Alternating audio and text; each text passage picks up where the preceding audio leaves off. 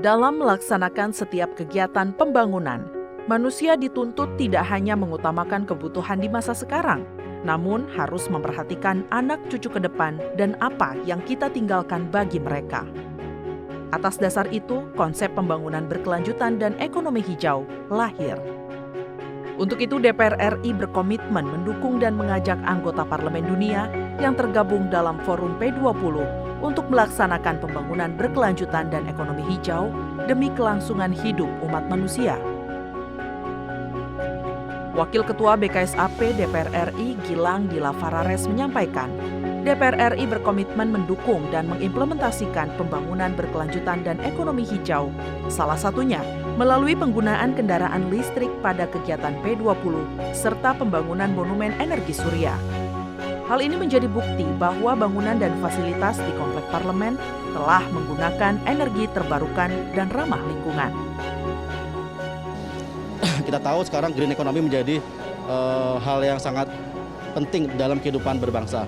Apalagi dengan komitmen DPR yang kita tahu sekarang dengan mengadakan event ini hampir DPR menyiapkan 50 kendaraan listrik. Artinya itu bentuk keseriusan kita sebagai parlemen untuk bisa mendorong, men-encourage seluruh speaker yang ada di Indonesia, speaker yang ada di dunia untuk bisa menerapkan green economy dan green environment.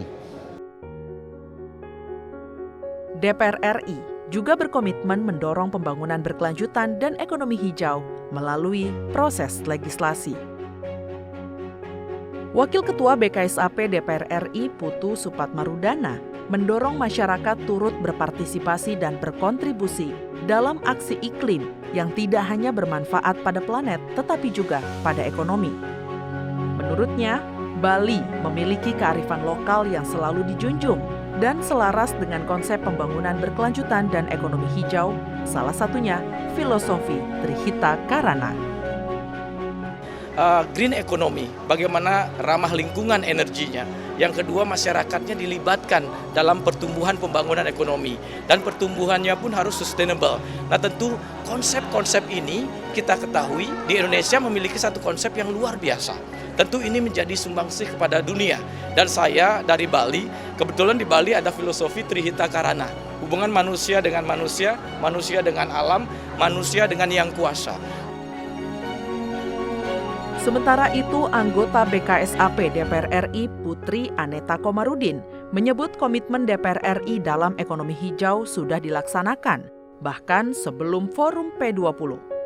DPR bersama pemerintah sudah menerbitkan Undang-Undang Harmonisasi Peraturan Perpajakan yang mengatur pengenaan pajak pada perusahaan-perusahaan yang menghasilkan emisi karbon. Namun undang-undang ini belum dapat diimplementasikan secara efektif karena pemulihan ekonomi pasca pandemi COVID-19 masih terus digenjot. Jadi tahun lalu kita membahas dan mengesahkan bersama pemerintah yang namanya pajak karbon sebagai bagian dari Undang-Undang Harmonisasi Peraturan Perpajakan. Yang di situ nantinya akan ada penalti dalam bentuk pajak yang akan didapatkan oleh perusahaan-perusahaan yang secara aktif berkontribusi pada emisi karbon kita. Ketika nanti situasi ekonomi sudah membaik, ini bisa menjadi salah satu bentuk komitmen yang nyata dari DPR RI, tentu bersama dengan pemerintah, untuk bisa mewujudkan green economy ini dimulai dari undang-undang. Karena kan memang tugas utama kita adalah untuk membuat undang-undang. Perhelatan P20 kali ini menjadi momentum bagi Indonesia untuk dapat berperan aktif dalam mengantisipasi kelangkaan energi dan pangan dunia, serta bagaimana transisi energi berbasis fosil ke ramah lingkungan yang harus segera terwujud.